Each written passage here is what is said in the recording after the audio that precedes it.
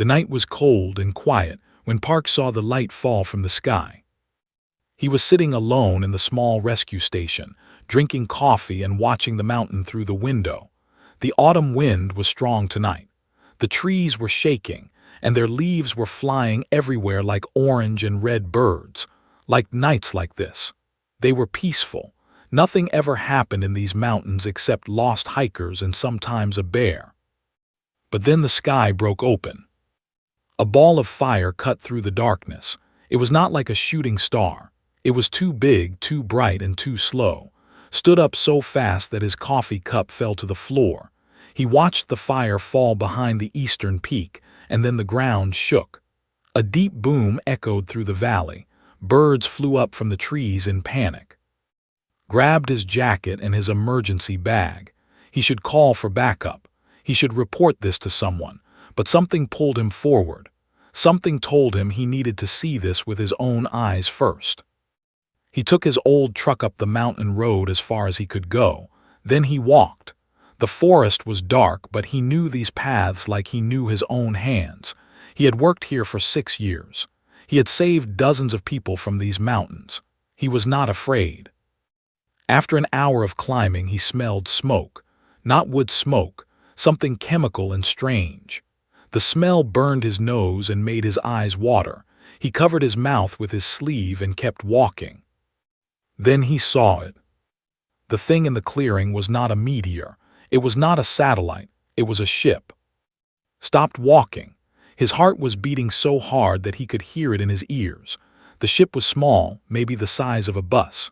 Its shape was smooth and curved like a silver egg, but now it was broken. A long crack ran down its side, and purple fire was burning from somewhere inside. Strange symbols glowed on its surface, flickering like dying candles. This was not from Earth, knew this in his bones. He had seen every kind of aircraft in training videos. He had studied satellites and space debris. This was something else. This was impossible. But was a rescue worker, and the first rule of rescue was simple: check for survivors. He moved closer. The heat from the ship was strong, but not unbearable. He found a hole in the side where metal had torn away like paper. He turned on his flashlight and looked inside. There were 2 bodies. The first one was clearly dead. It was a tall figure in dark armor, lying in a pool of strange blue liquid. A piece of metal had gone through its chest.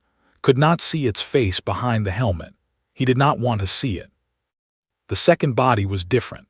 It was smaller, lying on what looked like a bed made of light. No, not a bed, some kind of emergency pod. The figure inside was a woman. At least she looked like a woman. Her skin was pale silver, almost white. Her hair was long and dark blue, like the ocean at night. She was wearing a white dress that was now stained with the same blue liquid. Blood realized that blue stuff is blood. The woman's eyes were closed. She was not moving, but when put his hand near her face, he felt a tiny breath against his fingers. She was alive. He had to get her out. Climbed into the ship. The floor was tilted and slippery with that blue blood. Sparks were flying from broken wires. He could hear a deep humming sound coming from somewhere below, and it was getting louder. That could not be good. He reached the woman and checked her body for injuries. There was a wound on her side, deep and ugly. Her breathing was very weak. Her silver skin was turning gray. She was dying. Did not think. He just acted. He lifted her carefully into his arms. She was lighter than he expected, like she was made of paper and air. He carried her to the hole in the ship and jumped down to the ground. He was 30 meters away when the ship exploded. The force of the blast threw him forward. He twisted his body in the air to protect the woman, and he landed hard on his back. Pain shot through his shoulder and hip, but he held on to her. He did not let go. When the noise stopped, looked back. The ship was gone. There was only fire and melted metal and smoke rising into the sky. If he had waited 1 more minute, they would both be dead. He looked down at the woman in his arms. Her eyes were still closed, but she was breathing. Barely. Did not know what she was. He did not know where she came from. He did not know why she was here. But he knew one thing for certain. She needed help, and he was the only one who could give it. He carried her down the mountain. It took 2 hours. His arms burned. His legs shook. The cold wind cut through his jacket like a knife, but he did not stop. He could not stop. Every time he wanted to rest, he looked at her pale face and kept walking. The rescue station was warm and quiet when he arrived. He laid her down on the medical bed in the back room. Under the bright lights, she looked even stranger. Her ears were slightly pointed. Her fingers were long and thin with an extra joint. When he opened her eyes to check them, he saw that they were violet like flowers in spring. She was beautiful, and she was dying. Cleaned her wound and wrapped it with bandages. But the bleeding would not stop. The blue blood kept coming, soaking through everything. Her breathing was getting slower. Her skin was getting colder. He checked her pulse. It was weak and uneven like a broken clock. Something was wrong with her blood. It was not just the wound. Her whole body was failing. Sat down beside her and put his head in his hands. He had saved many people in his life, but he did not know how to save her. He did not even know what she was. Outside, the sun was starting to rise. Pink light came through the window and fell on the woman's silver face. She looked peaceful, like she was sleeping, like she was already gone. But she was not gone yet, and was not ready to give up. He pulled out his phone and called the only person in the world he trusted completely. He said when she answered, "I need your help, and I need you to not ask questions, not yet." There was a pause, then said, "I will be there in 20 minutes. Hung up the phone and looked at the dying woman on his table. He did not know what she was. He did not know if he could save her, but he was going to try. That was what humans did. They tried, arrived in exactly 18 minutes. She came through the door with her medical bag in one hand and her hair still wet from the shower. She was a small woman with sharp eyes and quick hands. She had worked as a nurse for 10 years before joining the mountain rescue team. She had seen car accidents, bear attacks, and people frozen half to death. She thought she had seen everything. She was wrong. Stopped in the doorway of the back room. Her bag fell from her hand and hit the floor with a loud thump. She stared at the woman on the table. Then she stared at the woman again. "What," she said slowly, "is that?" "I do not know," admitted. "Her ship crashed in the mountains last night. There was another one with her, but he was already dead. I carried her here. She is dying, I can see it, but I do not know how to help her." Walked closer. Her fear was still there, but her training was stronger. She looked at the woman's wound, at her silver skin, at her strange blue blood. She checked her pulse and her breathing. She lifted her eyelids and shone a light into those violet eyes. "Her pupils react to light," said quietly. "Her heart is beating, she is breathing, but her blood—" She touched the blue liquid on the bandages. "This is not right. It is too thin, too weak. It cannot carry oxygen properly." "Can you give her a transfusion?" asked. "Replace her blood with something better." "With what? We do not have alien blood in storage. We do not even know if her body would accept anything else." The woman on the table suddenly moved. Her eyes opened, and both jumped back in surprise. The woman's violet eyes looked around the room in confusion. She tried to sit up, but pain made her cry out. She fell back against the bed and spoke in a language they did not understand. Her voice was weak and musical, like wind through bells. Then a small device on her wrist glowed blue. A calm voice came from it, speaking in perfect Korean. Translation active, standard to local language. The woman spoke again. This time they understood her. "Where am I? Where is Commander? Who are you?" Stepped forward carefully. "You are safe. You crashed in the mountains. I found you and brought you here. We are trying to help you." The woman closed her eyes. Tears ran down her silver cheeks. "Is dead. I am sorry. He was gone before I found you." "The assassins," she whispered. "They found us. They shot our ship.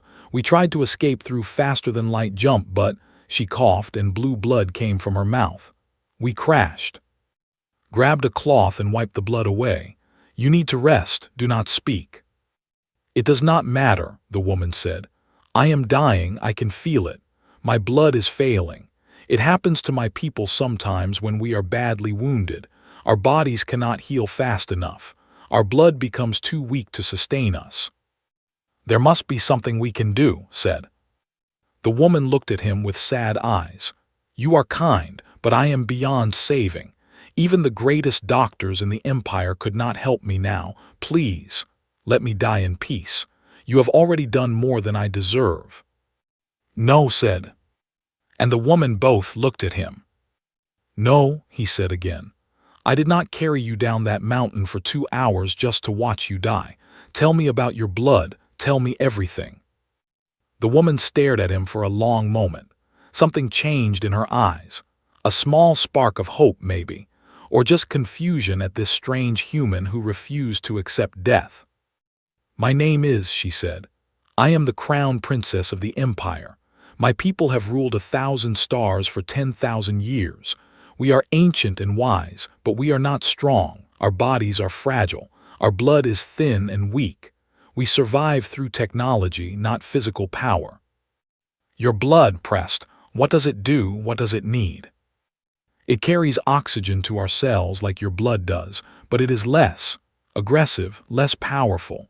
When we are wounded, our blood cannot heal us quickly. It cannot fight, it just gives up. Looked at, she was already thinking the same thing. Human blood is different, said slowly. It is thick with iron, full of oxygen. Our immune systems are aggressive. Our healing is fast. You think human blood could help her? Asked. I think it could kill her. Her body might reject it completely, or the iron in our blood might poison her. There are 100 ways this could go wrong. And if we do nothing? Was quiet, they both knew the answer. Was watching them with confusion. What are you saying? What are you planning? Sat down beside her bed. He rolled up his sleeve. I am O-negative, universal donor. My blood works with almost anyone. He looked at. Get the transfusion kit. His eyes went wide. You cannot be serious. You want to put your blood inside me. That is insane. That has never been done. Your species is not even registered in our medical databases. You could kill me. You are already dying, said calmly. This is the only chance you have. I am willing to take the risk if you are. Why? Demanded. Why would you do this? You do not know me. You owe me nothing. I am not even from your world.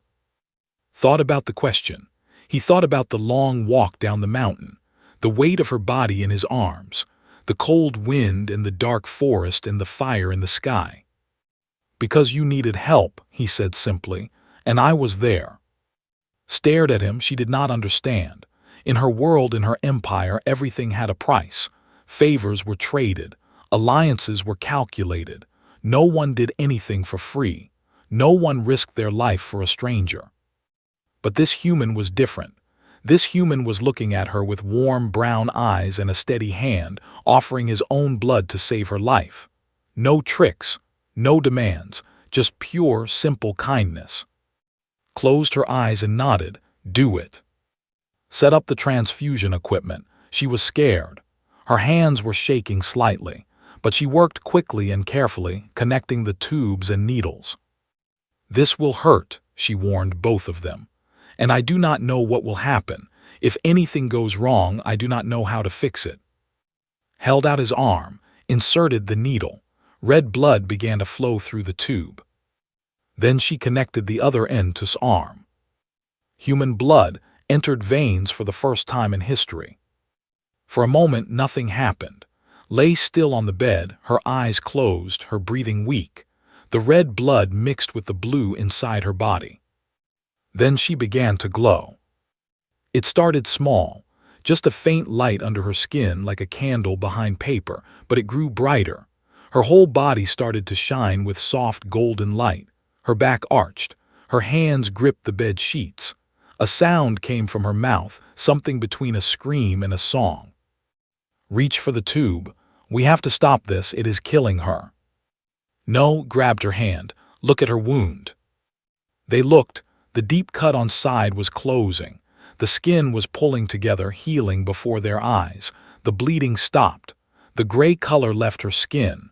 Her breathing became stronger, deeper. The light faded slowly, relaxed against the bed. Her eyes opened and they were brighter than before, more alive. "What?" she whispered. "What did you do to me?" Smiled weakly. He was pale from blood loss, but he was smiling. "I gave you a chance," he said. Then he fainted, woke up to the smell of soup. He opened his eyes slowly. He was lying on the old couch in the station's main room. A blanket was covering him and a pillow was under his head. Sunlight was coming through the window. It was afternoon already. He had slept for many hours. He tried to sit up, but his head felt like it was full of rocks. His body was weak and heavy. Giving blood had taken more from him than he expected. "Do not move too fast."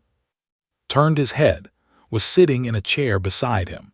She looked completely different from the dying woman he had found in the ship. Her silver skin was now warm and glowing with health. Her dark blue hair was clean and brushed.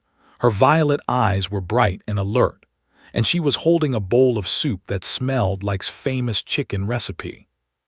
"Made this for you," said. "She said you need to eat. Your body needs to replace what you gave to me." She handed him the bowl carefully, like she was not sure how human food worked. Took the soup and drank some of it. It was warm and salty and perfect. He felt strength returning to his body with each sip. "Where is?" he asked. "She went to get more medical supplies. She will be back soon." Paused. "She told me not to let you get up until you finished all the soup. She is very commanding." Laughed, and then he winced because laughing hurt his head. "That sounds like she has been bossing me around since we started working together." Watched him with a strange expression. It was a mix of curiosity and confusion, and something else that could not identify.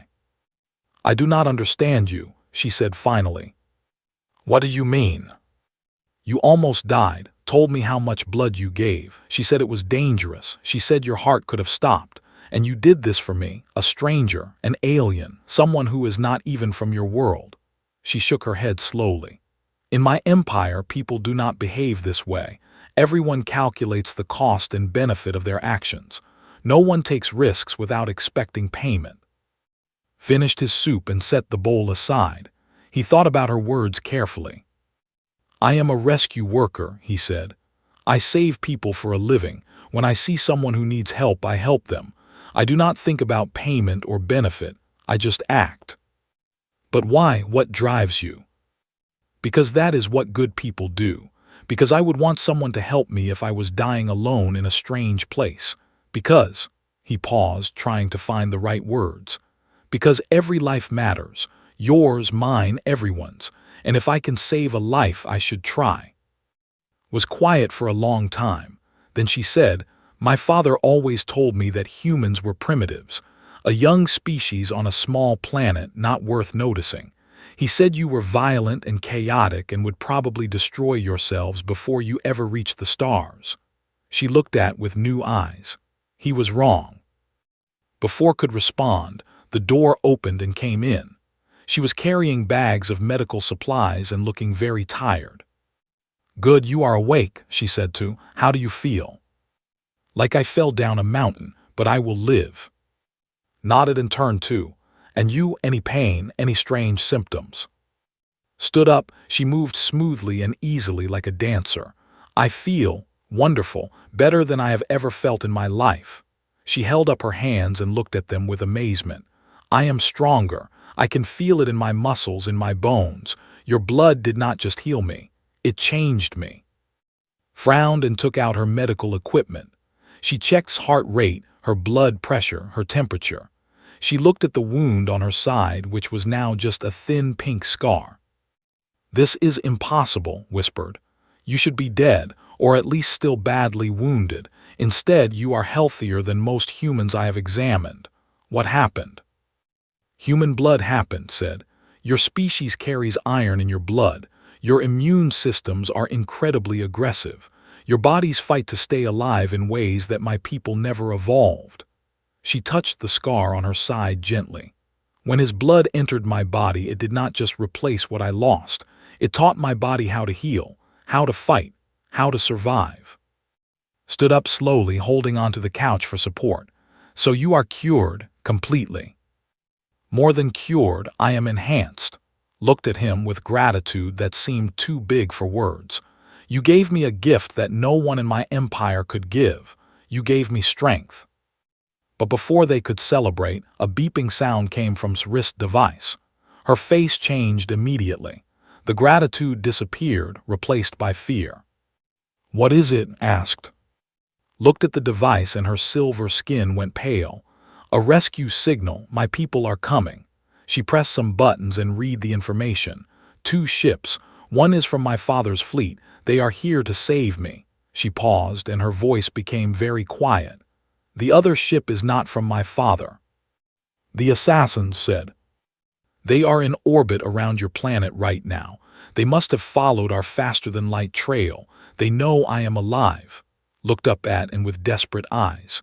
"They will come for me, and they will kill anyone who has seen me, anyone who knows I am here." His weakness disappeared. His body filled with new energy, the energy of danger and purpose. "Then we need to move," he said.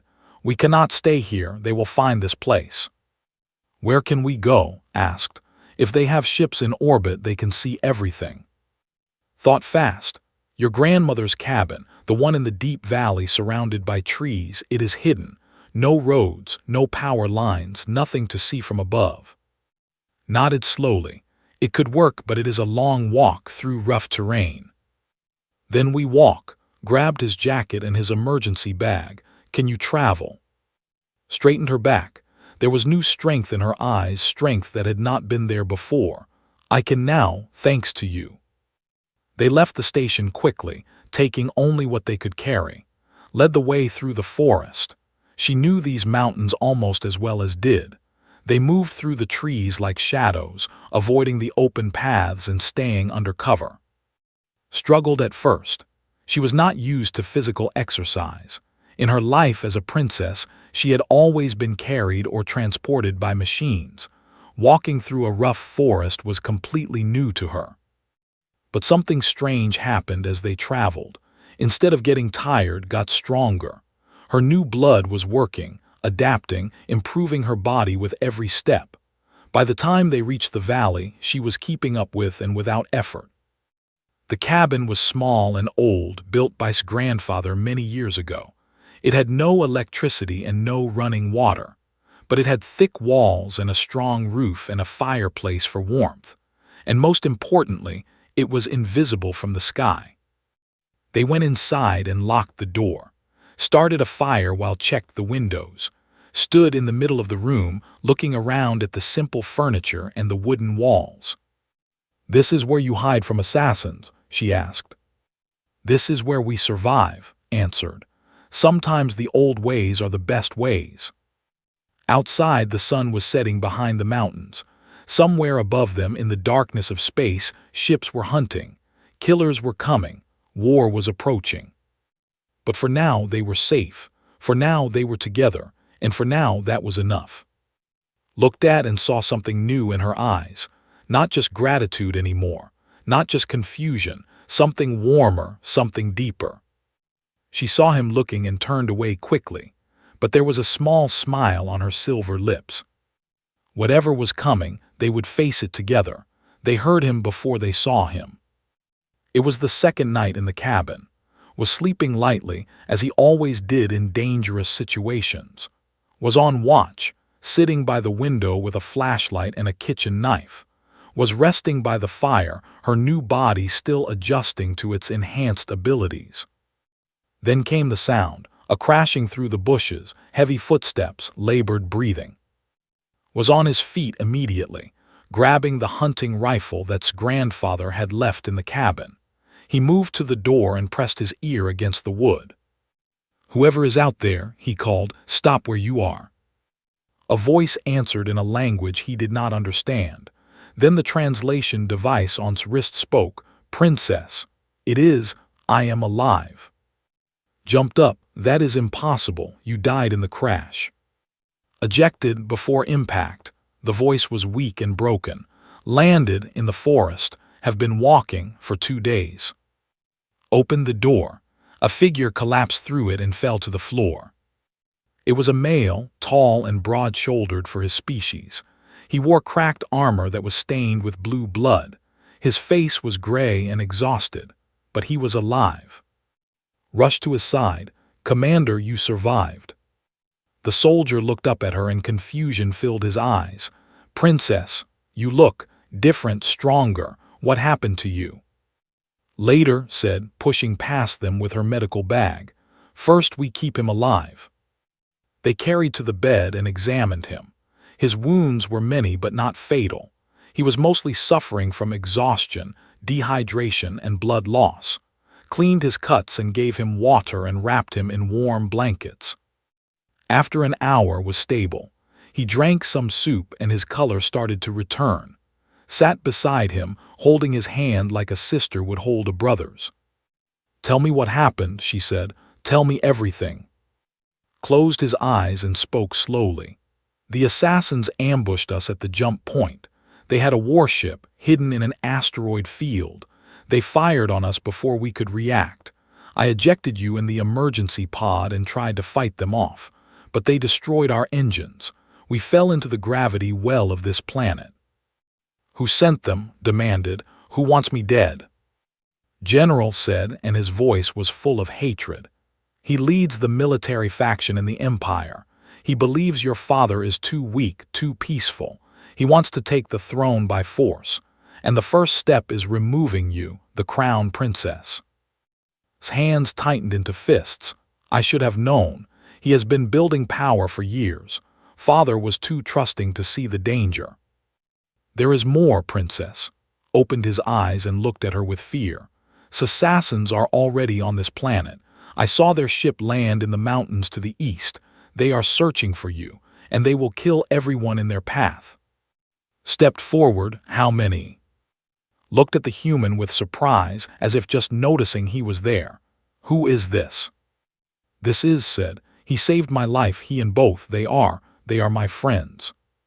The word seemed strange coming from her mouth, like she was not used to saying it, but she meant it. Studied for a long moment. Then he nodded with respect.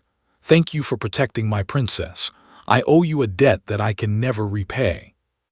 You can repay it by answering my question, said. How many assassins are searching for us? 6. They are elite soldiers trained for hunting and killing. They have weapons that your people cannot match. Energy rifles that can cut through steel. Scanning devices that can detect body heat through walls. They are very, very dangerous. Looked at, we should run. Get as far from here as possible. No, said. We cannot outrun technology like that. They will find us eventually. We need to fight. Fight, laughed bitterly. With what? A hunting rifle and kitchen knives. These are elite soldiers. They have killed thousands. Looked out the window at the dark forest. His mind was working fast, making plans, seeing possibilities. They have technology, he said slowly, but they do not have this mountain. They do not have these forests. They do not have winter. He turned back to face them. I have spent 6 years learning every rock and tree and stream in these mountains. I know where the ground is soft. I know where the cliffs are hidden. I know where the cold is deadly. He smiled grimly. They are hunters, but this is my territory, and I am going to show them what humans can do. Stared at him with disbelief. Stared at him with something like wonder. You are serious, she said. You actually think you can fight them? I think I have to try, answered. Because I am not going to watch them kill you, not after everything. They prepared through the night, made traps using old techniques that his grandfather had taught him. He dug pits and covered them with leaves. He set up ropes that would trigger falling logs. He placed sharp stakes in the soft ground where enemies might step. Gathered medical supplies and prepared the cabin as a base of operations. Despite his wounds, insisted on helping. He told them everything he knew about soldiers, their weaknesses, their blind spots. their fear of cold and their confusion in rough terrain. My people evolved on a warm, flat planet, explained. We built cities in controlled environments. We do not handle nature well. These mountains will be difficult for them. Good, said, then we use that. Dawn came gray and cold.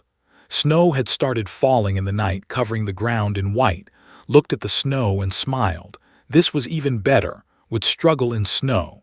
Humans would not. They saw the assassins at noon. Spotted them first with her enhanced eyesight. 6 figures in black armor, moving through the trees half a kilometer away. They were walking in formation, scanning the forest with their devices. They are coming straight for us, she whispered. They must have detected something. Then we meet them on our terms, said. He grabbed his rifle and headed for the door. Stay here protect the cabin. Come with me. Followed him without question. Her new body moved silently through the snow. She was not the fragile princess anymore. She was something else, something stronger. They took positions behind trees and rocks, waiting. Heart was pounding, but his hands were steady. He had never killed anyone before, but he had protected people his whole life. Today, that meant being willing to fight. The first assassin walked right into his trap. The pit was hidden perfectly under the snow. The soldier fell with a surprised shout, landing on the sharp stakes below. His cry was cut short. The other assassins reacted immediately.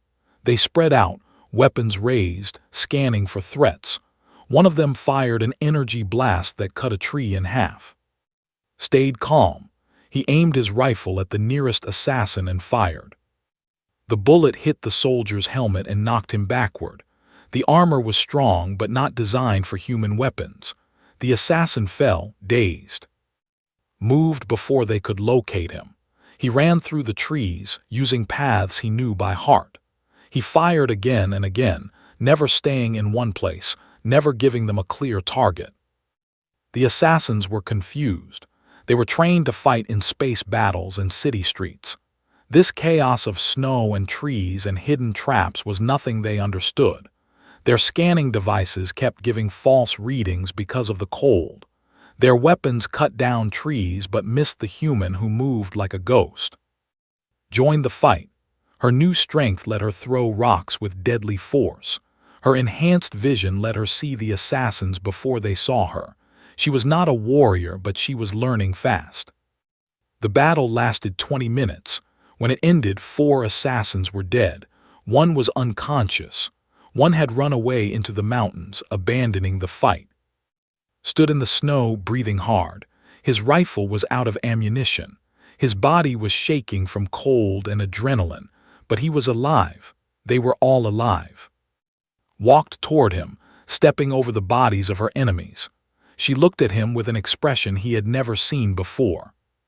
You did it, she said. You defeated elite soldiers with a hunting rifle and some traps. How is that possible? Looked at the mountain around them. The snow, the trees, the land that had shaped him. Because this is home, he said simply, and humans protect their home. Behind them, the sun broke through the clouds. Golden light fell on the white snow, making the whole world shine. But this was not the end. Somewhere above them, in the cold darkness of space, more ships were coming. The Emperor of 1,000 stars was on his way, and nothing would ever be the same again. The sky turned black at midnight. Was standing outside the cabin, watching the stars, when the darkness came. At first he thought it was clouds, but clouds do not move with such purpose. Clouds do not block out entire sections of the sky.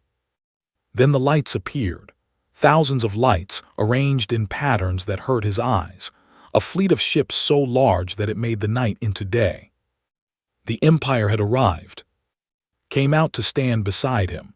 Her violet eyes reflected the impossible lights above. My father, she said quietly. He brought the entire Imperial Guard. I have never seen so many ships in one place. Is that good or bad? Asked from the doorway. I do not know yet. The ships descended slowly, majestically. They made no sound but could feel a vibration in his bones, in the ground beneath his feet. Power beyond anything he had ever imagined. One ship landed in the valley below the cabin. It was larger than the others, decorated with gold and silver symbols. The Emperor's personal vessel. "I must go to him," said. "He is my father, I must explain everything." "We will come with you," said. Shook her head. "No, my father can be difficult. He does not trust other species. He may see you as a threat. Let me speak with him first." Did not like this plan, but he understood. Some things needed to be done alone. He nodded and watched as walked down the mountain toward the golden ship. She was gone for 3 hours. When she came back, she was not alone. Behind her walked a group of soldiers in shining armor, and behind them came 3 figures who commanded attention without trying. The first was an old male with white hair and cold blue eyes. He wore robes of pure black, decorated with symbols of power. He walked like someone who had never been questioned in his life. This was Emperor, ruler of 1,000 stars. The second was a young male in physician's robes. He carried scanning devices, and his eyes were hungry with scientific curiosity. This was High Physician, the greatest medical mind in the empire. The third was, she walked between them and noticed that she held her head higher than before. Something had changed during her meeting with her father. She was not just a princess anymore. She was something more. The group stopped in front of the cabin. The Emperor looked at with eyes that held no warmth. "So," he said through a translation device, "this is the human who saved my daughter." Stood straight. He was not going to bow to anyone, not even an emperor. I found her in a crashed ship and helped her survive." Helped her survive. The Emperor's voice was flat. "By putting your primitive blood into her veins, by mixing your species with ours, by doing something that has never been done in 10,000 years of history. It saved her life. It changed her forever." The Emperor turned to, "Show me what you found." Stepped forward holding a small screen that displayed medical data. "Majesty, the princess has been fundamentally transformed. Her cellular structure now incorporates human biological elements. Her immune system has become dramatically more aggressive. Her healing rate has increased by a factor of 20. Her physical strength has nearly doubled." He paused, and his eyes gleamed with excitement. "She is the healthiest, strongest ever recorded." The Emperor was quiet. He looked at his daughter with an expression could not read. Was it pride, fear, anger? "Human blood," he said slowly. "That is the cause of this transformation." "Yes, Majesty. Human blood contains iron compounds and antibodies that our species lacks. When introduced to physiology, it triggers a cascade of positive adaptations. It essentially teaches our bodies how to be stronger." The Emperor turned back to, his cold eyes had changed. There was new interest there, new calculation. "Your blood could save my species," he said. "They have been weakening for generations. We are too fragile, too vulnerable, but if we had access to human blood—" Father said sharply, "Whatever you are thinking, stop. This is not your concern, daughter." "It is exactly my concern." Stepped forward, placing herself between her father and, "I know what you are considering. You want to take this planet. You want to harvest humans like livestock. You want to use their blood to make our people strong." The Emperor did not deny it. The needs of the Empire outweigh the rights of primitives. "They are not primitives," his voice echoed across the valley. "This man defeated 6 elite assassins with a hunting rifle and some traps. His friend saved my life with basic medical knowledge and pure courage. These humans are clever and brave and kind. They are not cattle to be harvested. They are people." "They are not." "No, they are better." The words hung in the cold air. Soldiers shifted uncomfortably, stared at the princess with shock, gripped his arm tightly. The Emperor's face was like stone. "You would defy me, your father, your emperor." "I would protect the innocent. That is what you taught me to do." For a long moment, Father and daughter faced each other. The tension was thick enough to cut, prepared himself for violence. He did not know what he could do against an army, but he would not stand idle. Then did something unexpected. She walked toward her father until she was standing right in front of him, close enough to touch. "Father," she said, and her voice was gentle now. "Look at me, really look at me." The emperor looked. He saw his daughter, the child he had raised, the princess who had always been sickly and weak. But she was not weak anymore. She stood tall and strong. Her eyes blazed with fire and confidence. She was everything he had always wanted her to be. "Human blood did this to me," said. "But it was not just the blood. It was the man who gave it. He could have let me die. He had no reason to risk himself for a stranger from another world. But he carried me down a mountain for 2 hours. He gave his own blood until he almost died. He fought assassins to protect me. Not for payment, not for power, just because he believed it was right." She reached out and took her father's hand. "That is what humans are, father. They are stubborn and reckless and impossibly generous. They are not primitives to be conquered. They are allies to be treasured." The emperor was silent. His cold eyes softened just a little. "An alliance," he said slowly, "between the empire and this small planet." "Yes, a partnership. We share technology and protection.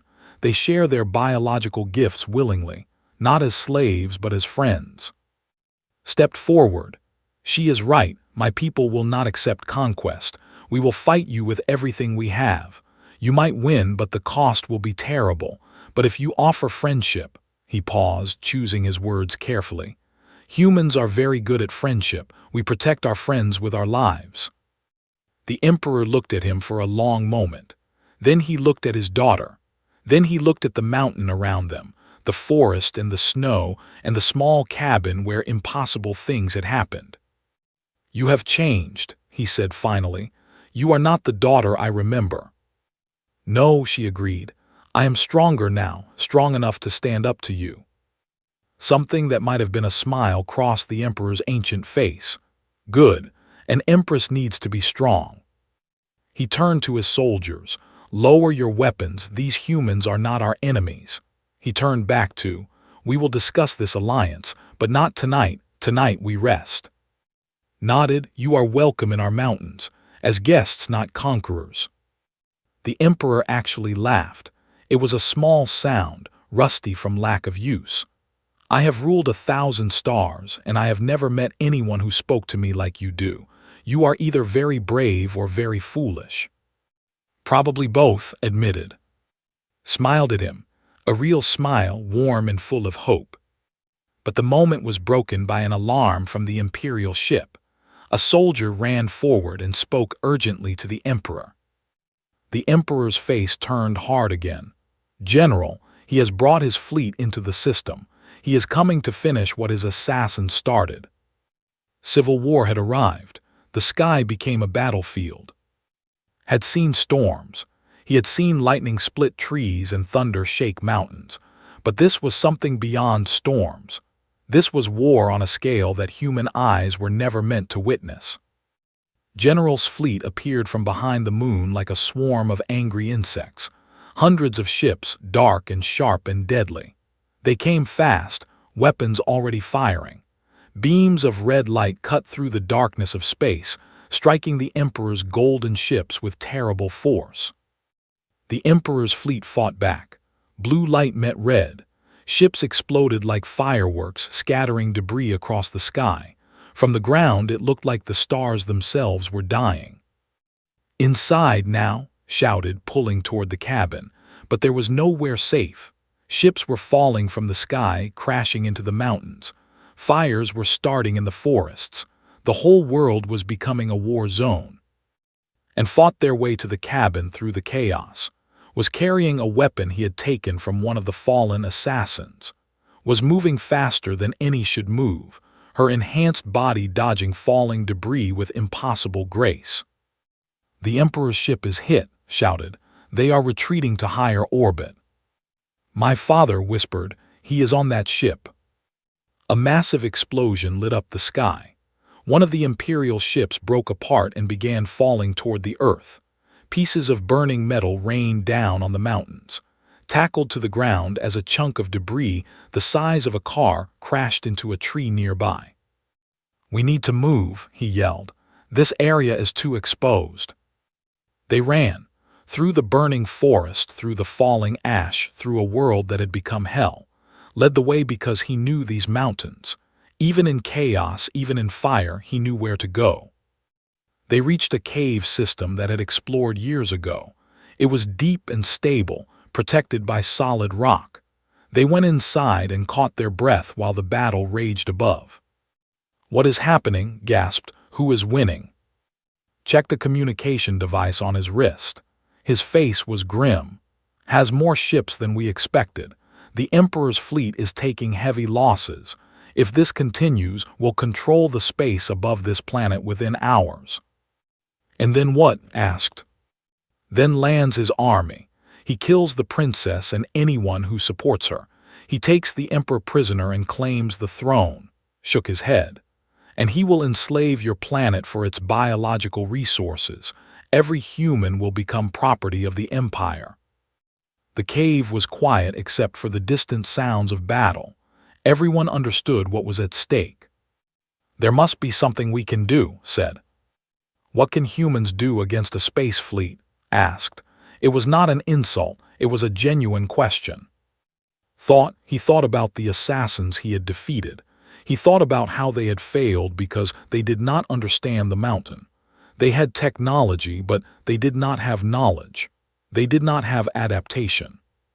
"We'll land troops," he said slowly. "He has to. He cannot control this planet from orbit. He needs boots on the ground." "Yes," agreed. "His ground forces will land soon." "Then that is where we fight him," stood up. "In the air we have nothing, but on the ground this is our world. This is our territory. If we can hurt his ground forces badly enough, maybe we can buy time for the Emperor to regroup." Stared at him. "You want to fight an invasion with what? You have no army, you have no weapons, you have nothing." "I have these mountains," said, "and I am not alone." He pulled out his phone. There was still signal somehow. He made calls to the mountain rescue headquarters, to the local police, to the hunting clubs and hiking groups and everyone he knew who lived in these valleys. The response was immediate. Humans might argue about politics and money and 1,000 small things, but when invaders came from the sky, those arguments disappeared. When the world needed protecting, humans protected it. Within 3 hours, had gathered 57 people in the cave system. Hunters with rifles, police officers with pistols, a retired soldier who had served in special forces 20 years ago, young hikers who had never fired a weapon but were willing to learn. It was not an army, it was barely a militia, but it was something. "Listen to me," told them. "I know this is insane, I know you have questions, but aliens are real and they are about to invade our home. Some of them are friendly, most of them are not. The unfriendly ones want to enslave us. I am not going to let that happen. Are you with me?" They were with him, every single one. And taught them what they could, how soldiers moved, how their weapons worked, what their weaknesses were. "They cannot handle cold," explained. "Their bodies shut down in temperatures that humans find merely uncomfortable. Use the weather against them. They rely on technology," added. "Their scanning devices, their communication systems. Disrupt these and they become confused and afraid." The retired soldier, a grizzled man named, nodded thoughtfully. "Guerrilla warfare, hit and run, never engage directly, make them fear every shadow." "Exactly," said. The ground forces landed at dawn. 20 transport ships touched down in the valleys, carrying over 2,000 soldiers. They expected no resistance. They expected to march through the mountains and claim the planet without effort. They were wrong. The first transport that tried to advance up the main valley hit a minefield that had improvised from emergency flares and fertilizer. The explosion disabled the vehicle and killed its crew. The second transport was ambushed by hunters who knew every hiding spot in the forest. Energy weapons flashed, but the humans were already gone, melting into the trees like ghosts. The soldiers pushed forward, but they found only traps and death, pitfalls covered with snow, tripwires that triggered avalanches, snipers who fired once and then vanished. The temperature dropped as a storm moved in. Human fighters wrapped themselves in thick coats and kept moving. Soldiers began to freeze. Their fingers grew numb. Their weapons misfired. They huddled together for warmth, making themselves easy targets. By noon, ground forces had advanced only 2 kilometers and had lost nearly 300 soldiers. Human casualties were 7 out of 57. "This is impossible," one officer reported to his commander. "They are everywhere and nowhere. We cannot track them. We cannot catch them. It is like fighting the mountain itself." Himself landed to take command. He was a massive, tall and broad, with cold gray eyes and a scar across his face. He had conquered dozens of planets. He had never lost a ground battle. Today would be different. Found him personally, not by accident but by design. He tracked the command signals, identified the largest concentration of guards, and knew that was where the general would be. The approach took hours, crawling through snow, climbing frozen rocks, moving in ways that No would expect because No could do it. The cold meant nothing to. He had lived in these mountains his whole life. The cold was just another tool. He reached position as night was falling. The general was standing in a heated command tent, surrounded by guards, studying holographic maps and shouting orders at his failing officers. Did not hesitate. He burst into the tent with a fire axe in his hands. The guards reacted but was faster. He had been moving through rough terrain for hours while they had been standing still. His blood was hot with exercise. Theirs was cold and sluggish. He cut down 2 guards before they could raise their weapons. A third fired at him, but the shot went wide because the soldier's fingers were too numb to aim properly. Kept moving, kept swinging, kept fighting with a fury that froze every in the tent. Then he was face to face with General. The general was bigger than him, stronger, at least by standards. He held an energy sword that hummed with deadly power. "What are you?" demanded. "What kind of creature are you?" Did not answer with words. He answered with the axe. The fight was short and brutal, had training and technology, had desperation and rage. He fought not for glory, not for victory, but for survival, for every human who would become a slave if he failed. The axe found its target. Fell. The general who had never lost a ground battle died in a frozen tent on a primitive planet, killed by a human with a simple tool. The command tent was silent. The remaining guards stared at with pure terror. "Leave," he said. "Take your ships and leave this planet. Tell whoever takes command next that this world is protected. Tell them what happens to invaders here." The guards ran. Outside, the battle was ending. Without leadership, without coordination, the ground forces fell apart. They retreated to their transports and fled into orbit. The storm swallowed them, and the mountain reclaimed its silence. Walked out of the tent and stood in the snow.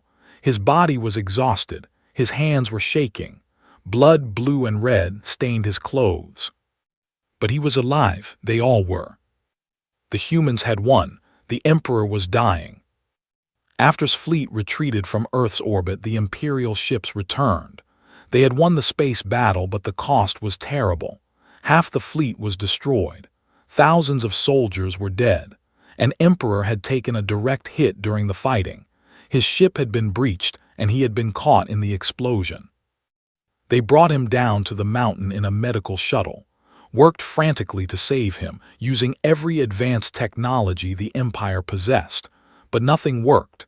The Emperor's blood was failing, just as had failed days ago. "He has hours," said quietly, "maybe less. His body cannot heal the damage." Stood beside her father's bed, tears running down her silver cheeks. "There must be something you can do. You are the greatest physician in the Empire." "I have done everything possible, Princess. His blood is too weak. His cells cannot regenerate. I am sorry." Was standing at the back of the room, exhausted and bloody from the battle.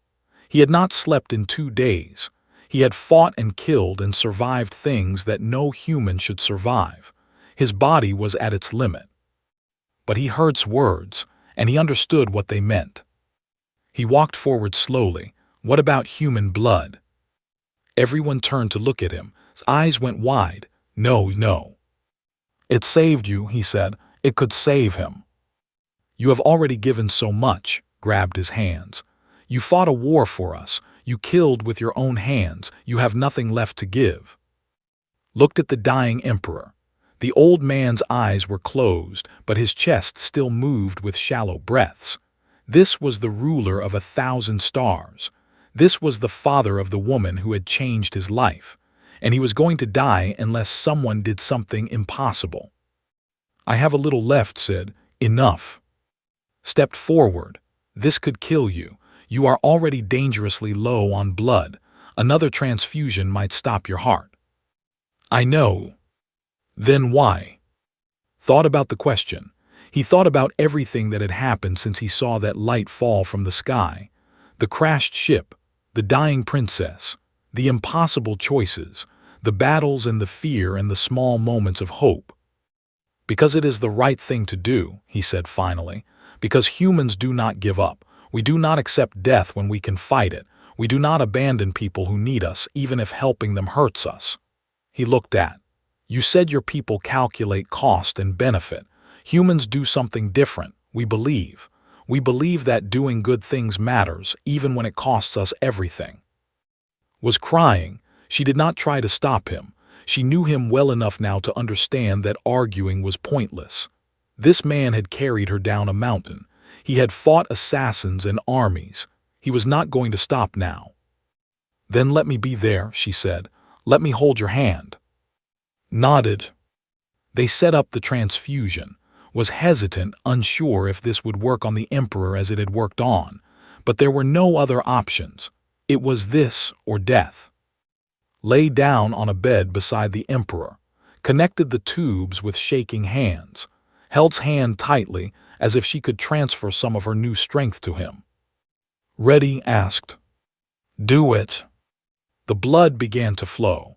Red human blood moving through tubes into the veins of an alien emperor. Science that should not work. Medicine that should not exist. Hope that should not survive. Felt himself growing weak. The room became fuzzy. His heart beat slowly, struggling. He was floating in a dark place, somewhere between sleep and death. He heard voices, calling his name, shouting medical orders, expressing amazement. Then he heard another voice, deep and ancient, speaking directly into his mind. "Why?" It was the Emperor. Somehow in this space between life and death, their minds had touched. "Why did you save my daughter? Why are you saving me? You have no obligation to us. We are not your people. We are not even your species. Why?" Search for words. Even here in this strange, he was still himself. "Because I could," he answered. "Because you needed help, because that is what humans do." There was silence. Then the Emperor spoke again. "I have lived for centuries. I have ruled an empire. I have seen species rise and fall, but I have never understood kindness like yours. It is beautiful." "It is just human," said. "We are all like this. Deep down, we want to help each other, even when it hurts, even when it costs us everything." Light began to fill the darkness. Golden light, warm and healing. "Then perhaps," the Emperor said, "humanity deserves the stars." Woke up. He was lying in a soft bed in a warm room. Sunlight was coming through a window. Birds were singing outside. For a moment, he did not remember where he was or what had happened. Then's face appeared above him, and everything came rushing back. "You survived," she said. Her voice was thick with emotion. "You almost died, your heart stopped twice, but you survived." "The Emperor."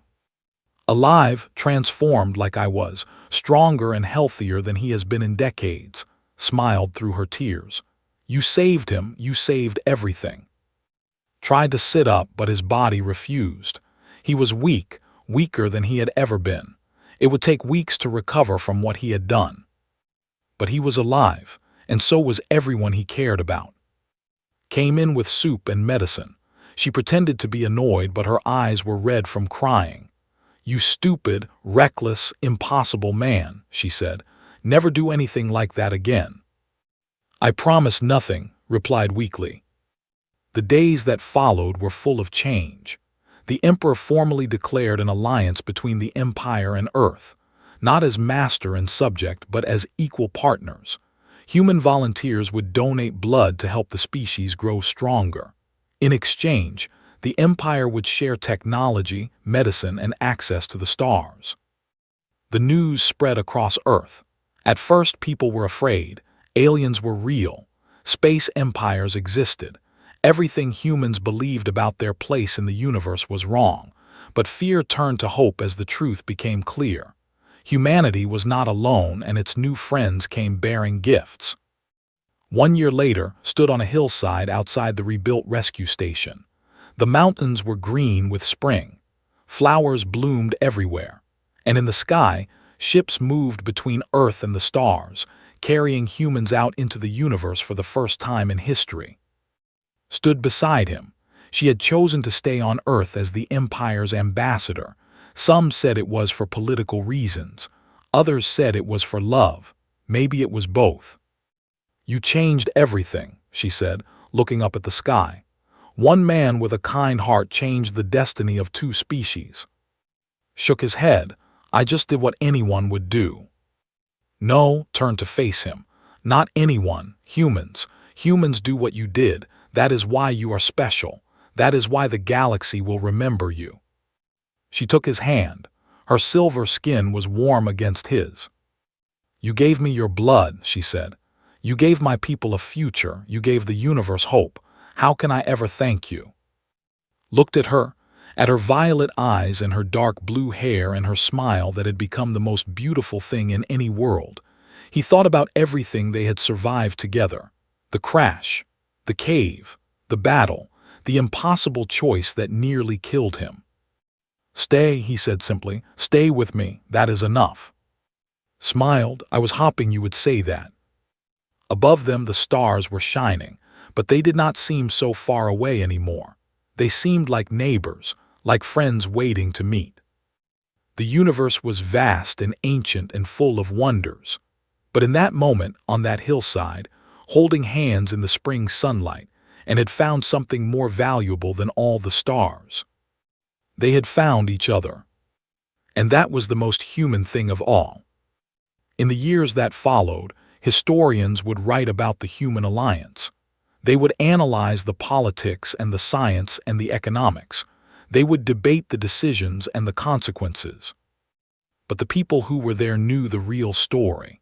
It was not about empires or technology or blood. It was about a rescue worker who saw someone in trouble and decided to help.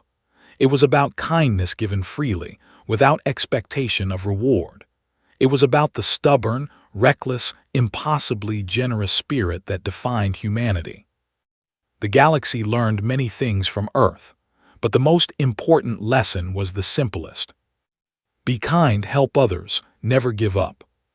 That was the human way, and now it was the way of the stars.